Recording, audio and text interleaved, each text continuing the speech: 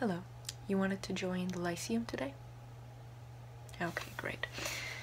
Aristotle's giving another lecture today. He's going to be talking about algebra and art and philosophy, of course, even though philosophy encompasses many branches of studies such as science, math, just metaphysics, rather. I was about to say, you know, what is it called? But yeah, metaphysics. Philosophy covers a lot of things, not just why, but like a lot of things that people don't know. But yeah, Aristotle's going to be covering that. He's going to be covering a wide variety of things, including why women cannot do anything. Now, may I have your name, please? Okay. I will do my best to try and spell that.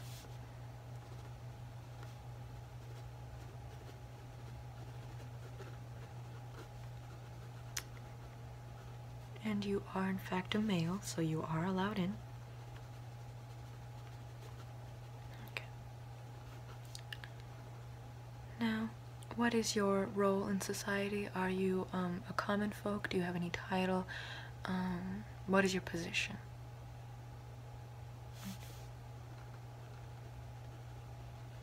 And your level of education thus far?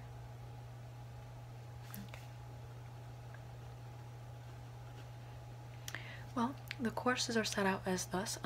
There's really, you just walk around, you simply talk and discuss all these sort of questions that pop into your head, or just go on, join a topic that's already going on and contribute whatever ideas you might be having or any sort of notions that might contribute further to develop the conversation already taking place.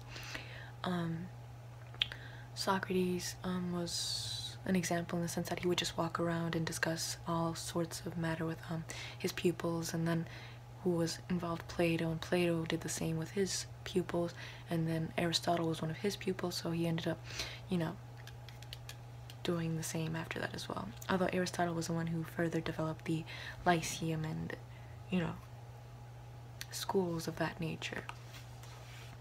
Yeah, Plato, during his time, Plato discussed the theory of forms, which is really the theory of what the ideal is versus the imperfect.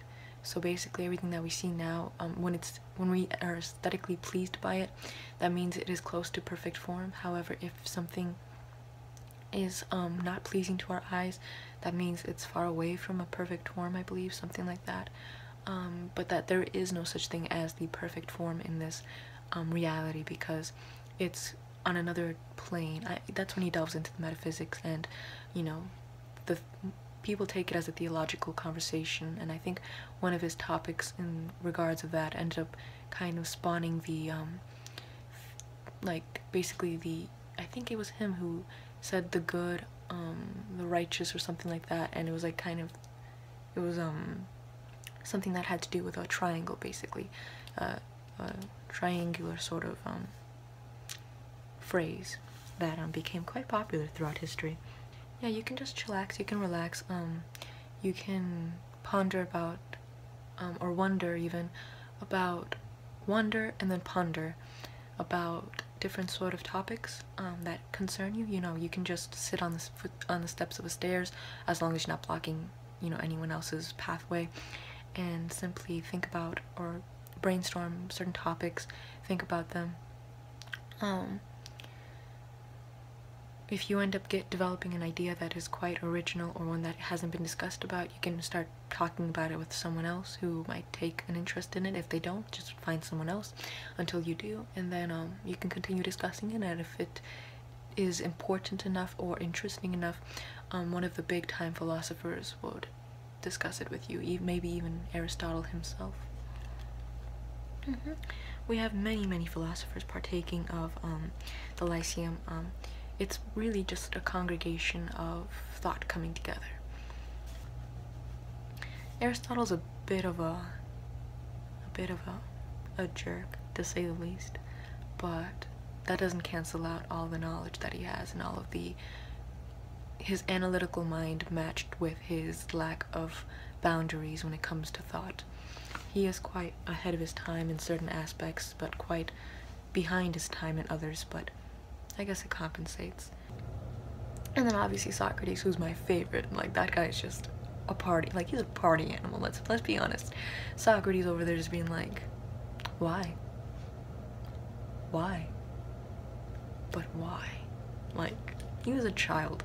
He was like he had that childish pranking sort of air, and he was incredibly humorous and funny, and he was also a great brain within a fleshy corpse that ended up, you know, getting murdered because no one wanted to deal with questions, and people kept thinking he was corrupting the youth of the time with his questions, and I'm like, he's just trying to educate them. If that is considered corruption, then you're gonna lead us into the Dark Ages.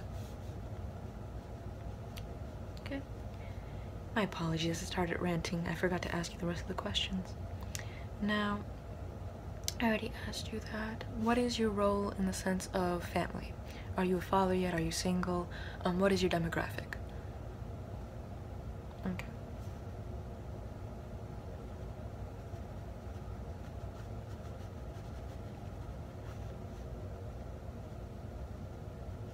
And how much property do you have?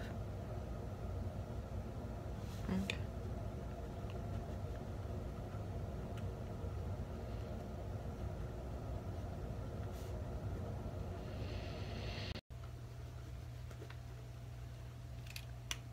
Okay. Well, the way the day is broken down and how the coursework goes is that Aristotle at the current moment conducts morning sessions, and then he reparts his the documents or the research papers that he's been working on among his students, that way they can study up. And then his students are also assigned a task to make more research upon the scientific and mathematical fields, so that they can contribute to progressing, you know, humanity to a more intellectual standpoint. And that's basically it. So he's been reforming the Lyceum and how people should perceive intellectual pursuits the best he can, hence why I'm not too troubled by his more controversial, to say the least, standpoints, because he has made a lot of contributions, such as the fact that the Lyceum is probably going to be the prototype to a much more common and far-reaching type of school, which in some places you're going to have to pay thousands and thousands of dollars for, but in other places it's going to be virtually free, like here. Let me think. Actually, while I think of other information I give you, may I have your age, please? Okay.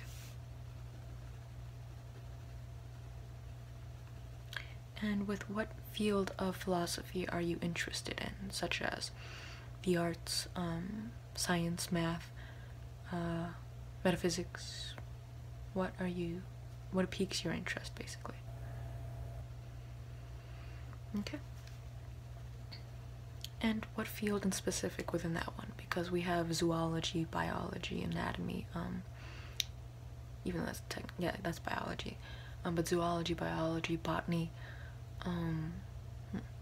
yeah, so is there any field in particular and specific that you'd like to enroll in? Of theater or art or sculptures, which were quite advanced in as well, because unlike other cultures before us, we actually capture movement and we detail the hair, the fabric of the individual we're drawing, or rather sculpting, basically a lot of things, really. Hence why they're so impressive, because we detail it to a T compared to cultures before us. But typically we usually sculpt, you know, the gods, you know, Zeus, Persephone, Hades, Aphrodite, Athena, Artemis. I think those are the 12 big gods minus Persephone. I don't think Persephone's in there. Demeter.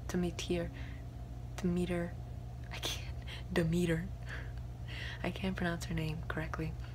But Persephone's mother, she's part of the 12 big gods. I think she's in charge of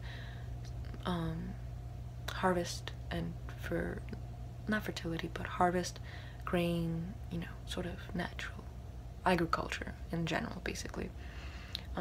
Aphrodite, beauty. Zeus, just lightning bolts, power. Hades, the underworld. Poseidon, the waters. So that's 3, 4. Hera, which is just the patron goddess for women. But I find that kind of ironic, considering how she's so catty and quite she really goes after the women that her husband basically rapes, and that's kind of wrong. But you know, that kind of matches a certain dynamic in a future world power that I won't go there. But it's kind of ironic that she represents women when she's, you know, being so cruel to the women that get raped by her husband. Hera, she's motherhood, womanhood, and I believe I think that might have been Aphrodite's. Aphrodite's love, beauty, fertility. I believe that might be Hera's forte, though sometimes they overlap simply because they're both quite in tune with women. However, Aphrodite's more straight up, though. I quite appreciate that. Aphrodite's more like, hey, I am not that great of a person, but you're gonna still accept me because I'm fabulous. While Hera's like, I am a great person, but at the same time, she does some very ungreat things. Just like Zeus, so they're the perfect match. That's 5, I believe, that I'm on. Ares, god of war, who has an on and off again relationship with Aphrodite, who's married to Hephaestus, who's the smith, blacksmith of the gods, including Zeus, who he makes the lightning bolts for Zeus. But he's quite ugly and deformed, and he was kind of sent somewhere where no one else has to look at him, which is really cruel. But he is the nicest god, which is ironic considering how he's also the ugliest one that no one wants anything to do with, which is sad because they're all jerks. Like, all of the Greek gods are jerks. Ares, Aphrodite, Artemis, I believe. What was Artemis? I think she was in charge of the hunt, and everything that has to do with, you know, warriors and female warriors, I believe. I don't know, something like that. Athena is the goddess of wisdom and intelligence. I quite like her myself. So Athena, Ares, Artemis, Zeus, Hera, Hades, Poseidon, Aphrodite, Demeter, Apollo. He's the I think he's the sun god, I think, and then his sister, who I forgot the name of, is the moon goddess, I believe. Who else? Someone else. I'm missing someone, but oh well. Anyways, they're going to be discussing Hellenism as well, simply because that is something that is prevalent within the Greek culture, obviously. I don't think they discuss Christianity all that much yet. Definitely not with Aristotle. Aristotle definitely does not discuss Christianity, but other teachers in the future might, especially after 0 AD, or rather 33 AD. They definitely discuss it after that, or not even after that. Around the time of, I think, 275 to 433 AD is when the topic really comes into play. But yeah, so that's really where Christianity comes into play. Otherwise, we simply discuss Hellenism. We also discuss astronomy. I always get astronomy and astrology mixed up, but astrology belongs to the Babylonians, although astronomy also belongs to the Babylonians as well. It's not the one that has to do with, you know, like, I'm a Capricorn or I'm a Virgo. It's the one that has to do with, you know, the placement of the stars, how the sun moves, or how the earth moves, or how the moon moves, how the cosmos is basically in relation to us. So we talk about that a lot. But that's during, we discuss that now, but the topic really explodes later on during the after AD. So probably in like the 300s, late 200s, early 400s AD. That's around the time where a philosopher named Hypatia and her father really explored the topic, especially Hypatia. Hypatia is quite known for having discovered quite a lot of information about the placement of the sun and the way the moon rotates and whatnot. So she is quite knowledgeable on that aspect. However, just like Socrates, she was blamed for corrupting the youth of the time, and she was also used as a scapegoat for the ensuing rivalry between the Hellenists and the Christians, and she was murdered by Christians quite brutally. They ended up stripping her bare naked. I think they ended up dismembering her body, or they ended up, I don't know, it was like a whole process. Her death was a whole process. It was quite a loss for the intellectual community, but that's what I believe I recall this one woman named 13 telling me. Anyways, who else? Well, she discusses that as well. What else do we discuss? I don't know, we just discuss a whole wide variety of things.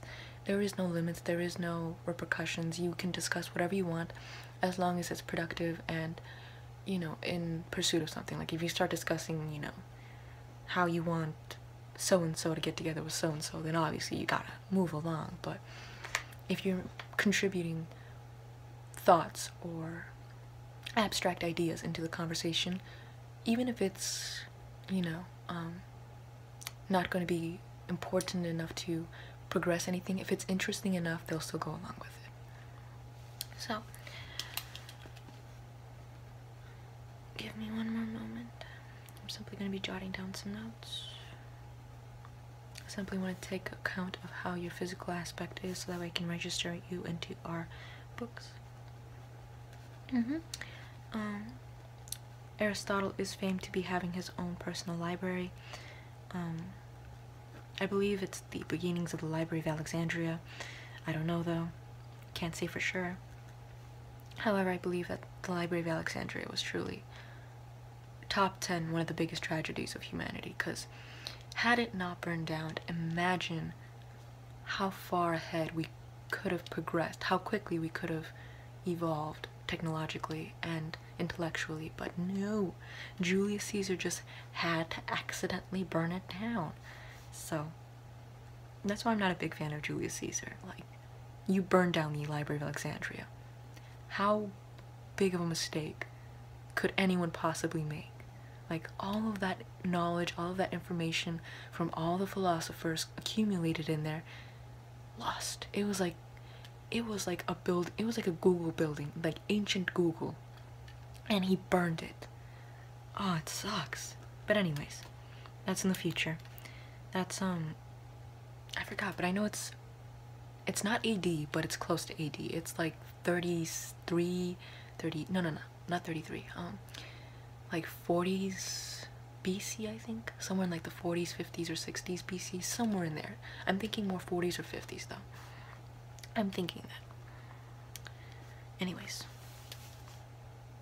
last question. How long do you plan on being enrolled with the Lyceum? Okay.